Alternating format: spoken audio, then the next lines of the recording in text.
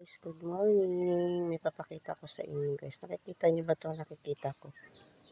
Madami na nito nagpo-post sa TikTok na kinakain to. Ang tawag dito is wild pipino. Kukuha tayo ng ilan para itry din natin.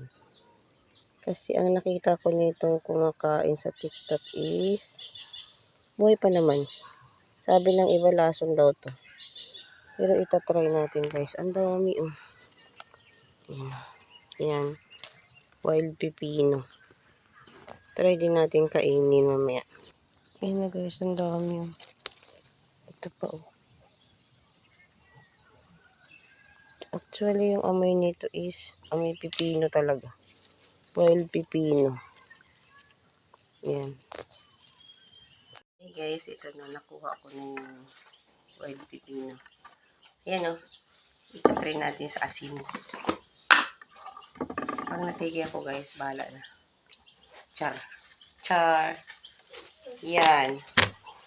Wild pipino ito guys. Masarap yung medyo hilaw-hilaw pa, malutong. Pero kapag green na pahinog na yung pangit ng lasa. Maasim.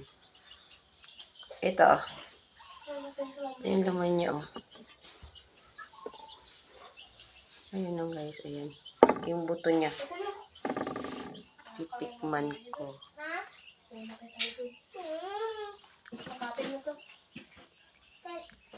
Tatakbo naman tayo. Lasang pipino talaga siya guys. Lasang pipino. Sarap sa asin. Mas masarap siguro ito pag sa suka. Kaya natin na suka. Hahanap na ako dyan. Joke. Tayo sa hanap. Kaya natin suka. Hoy, Jupay. Guys, oh. Suka. Ayun. Suka.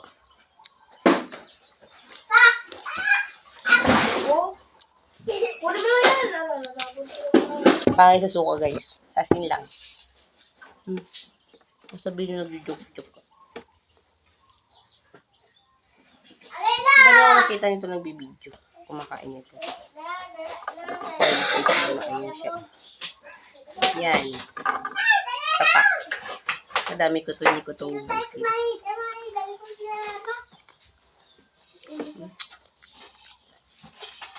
Masarap siya guys. Parang ano ng kamatis yung buto niya maliliit. Kamatis. Pasal pipino. Ganito na lang guys. Thank you for watching.